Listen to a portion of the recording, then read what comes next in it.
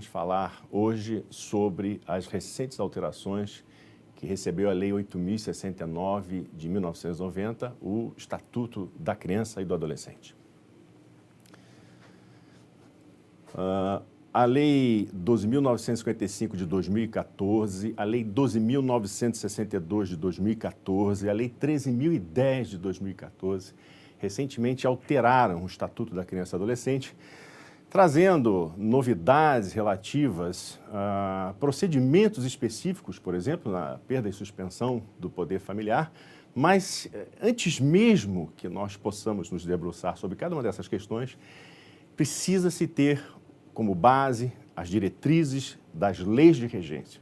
E as leis de regência na área da infância e da adolescência é a Constituição da República e o Estatuto da Criança e do Adolescente. Então, por mais que essas legislações específicas possam ter alterado o Estatuto da Criança e do Adolescente, é preciso guardar lembrança, não esquecer que a doutrina da proteção integral, ou seja, os direitos humanos específicos aplicados e destinados à criança e adolescente continuam em vigor. A doutrina da proteção integral, de acordo com o artigo 1º até o artigo 6º do Estatuto da Criança e do Adolescente, orienta toda a forma de interpretação do Estatuto, uma forma sistemática.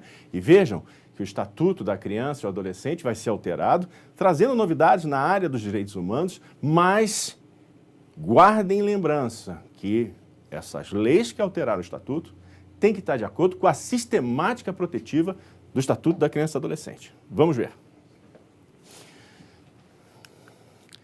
Como eu falei no início, a Lei 12.955 de 2014, já vamos ver especificamente o que ela vem alterar, trazer de novidade na área da criança e adolescente.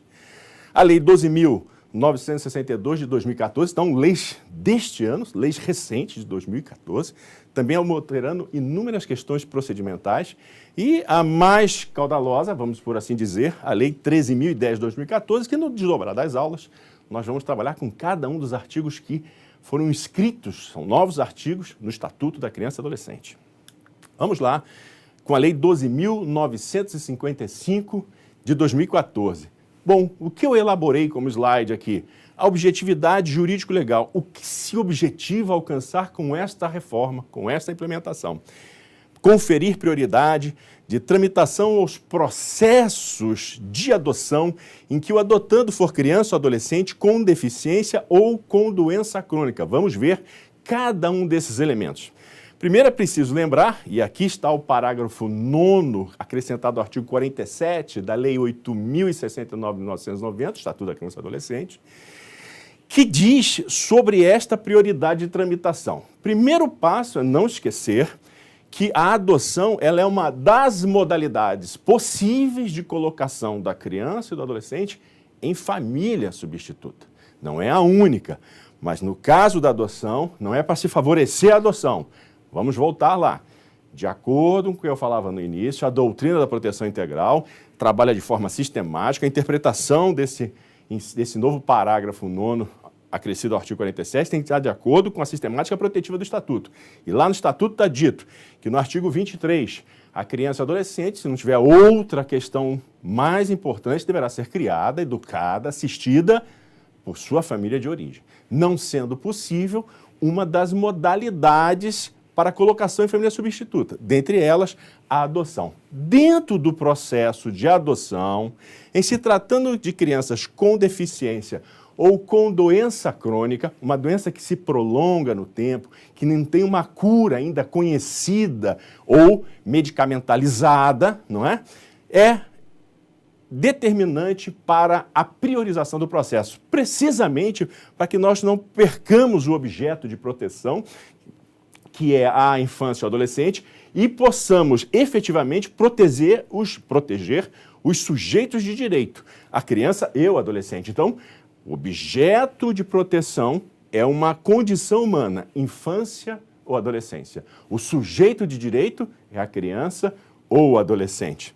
Por isso, quando se tratar da prioridade de tramitação dos processos de adoção, não se está rompendo com a doutrina da proteção integral, em que trata como sujeito de direito em pé de igualdade a criança e o adolescente. Então, é uma primeira modificação importante para aqueles que vão atuar na área da infância e da juventude, para os que vão fazer concursos públicos, que o adolescente ou a criança com deficiência ou com doença, ela então deverá, no processo de adoção, ter a tramitação prioritária, de acordo com a garantia de prioridade que está lá no artigo 4º do Estatuto da Criança e Adolescente, parágrafo único, não rompe com a questão relacionada à igualdade formal e material, porque neste caso é uma situação peculiar para além da idade, é também em razão da saúde. Vamos analisar as próximas alterações legislativas trazidas também por essas figuras que complementam o Estatuto, acrescentam no seu processo outras medidas relacionadas aos sistemas de proteção. Vamos ver. A Lei 12.962 de 2014, continuando a assegurar a proteção à criança e ao adolescente, e aqui, a convivência da criança e adolescente com seus pais. Então, na lei anterior, 12.955, falávamos do processo de adoção, tem a ver com a relação da regulamentação da convivência familiar e comunitária.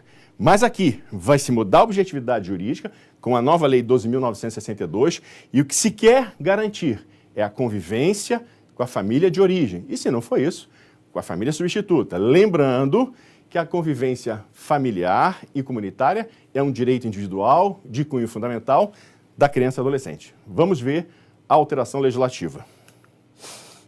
A alteração legislativa acrescenta o parágrafo 4º ao artigo 19 do Estatuto da Criança e Adolescente, que regulamenta o direito à convivência familiar e comunitária.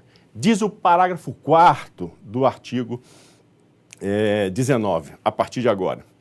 Será garantida a convivência da criança e do adolescente com a mãe ou o pai privado de liberdade, qualquer forma de privação da liberdade, prisão temporária, prisão preventiva, busca e apreensão quando forem adolescentes, a internação provisória, a prisão em flagrante, a apreensão em flagrante de adolescente, né, por meio de visitas periódicas, promovida pelo responsável ou nas hipóteses de acolhimento institucional pela entidade responsável, independentemente de autorização judicial. Precisamos dividir este parágrafo para melhor entender. Então, eu vou assegurar a convivência familiar, é uma garantia fundamental, e eu vou fazer isso através das visitas sociais, que são visitas periódicas, feitas aos estabelecimentos, às entidades de atendimento, onde se encontrem apreendidos o pai ou a mãe, se forem adultos, né, de acordo com as regras também do Sistema Penitenciário Nacional, mas se forem adolescentes, de acordo, por exemplo, hoje, com a lei do SINASE, Lei 12.594 de 2012. E devem ser promovidas pelo responsável, ou nas hipóteses de acolhimento institucional, aqui caracteristicamente vinculado ao Estatuto da Criança e Adolescente, ao direito da criança e adolescente, né? Pode ser por uma semi-liberdade, pode ser por uma internação, pode ser por uma internação provisória, pode ser como um acolhimento institucional como forma de garantia, né? Se tiver um adolescente que seja pai ou mãe, este responsável pela entidade, ele não precisa de autorização judicial, por quê? Porque a própria lei do SINASE, o Estatuto da Criança e Adolescente, ela dá essa garantia ao dirigente dele autorizar, através de um regimento interno, que previamente tem que estar estabelecido, qual é a visitação social. Nós sabemos hoje, com a lei do SINASE, a lei 12.594 de 2012, o adolescente, quando ele é pai, ele é casado, ele está privado da liberdade, uma internação, por exemplo, ele tem direito à visita íntima também, além da visita social. Então, a convivência vai ser garantida mesmo estando o pai ou a mãe privados de liberdade, e é óbvio, desde que essa visitação seja favorável ao interesse da criança ou adolescente, não seja prejudicial. Um pai e a mãe que estiver privado da liberdade, cumprindo uma sentença penal condenatória, por exemplo, nós já vamos ver daqui a pouco, por crime praticado contra o próprio filho, contra a própria filha, essa visitação, então, não parece recomendável, ok?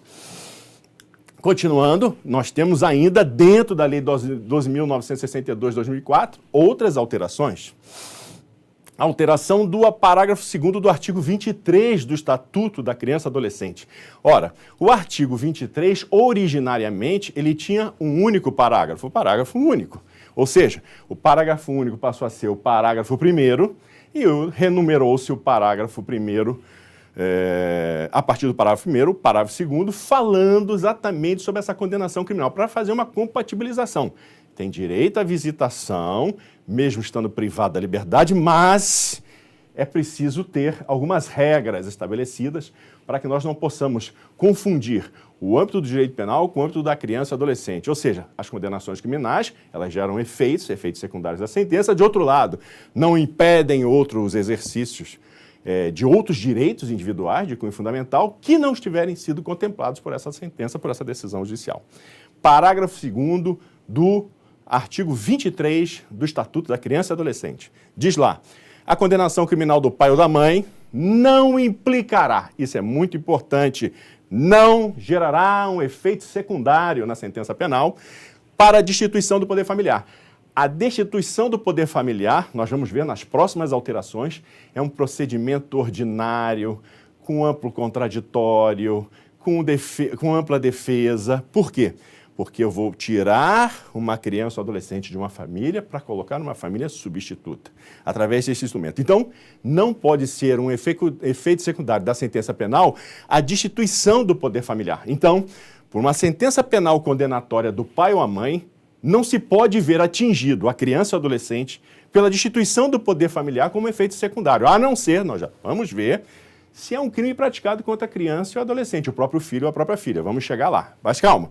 Não é possível que a pena ultrapasse a pessoa, pelo princípio da individualização da pena, do acusado ou da acusada. Então, a condenação criminal de um pai ou da mãe não implicará a destituição do poder familiar, exceto nas hipóteses de condenação por crime doloso, não pode ser culposo, sujeito à pena de reclusão, não de detenção, não é qualquer pena, não é qualquer sanção, contra o próprio filho ou filha. É o que nós comentamos aqui. Nesta primeira fase, eram essas as principais ideias sobre essas recentes alterações. A seguir, nós vamos continuar trabalhando com a Lei 12.962 e vamos avançar sobre a Lei 13.010 de 2014. Até o próximo bloco.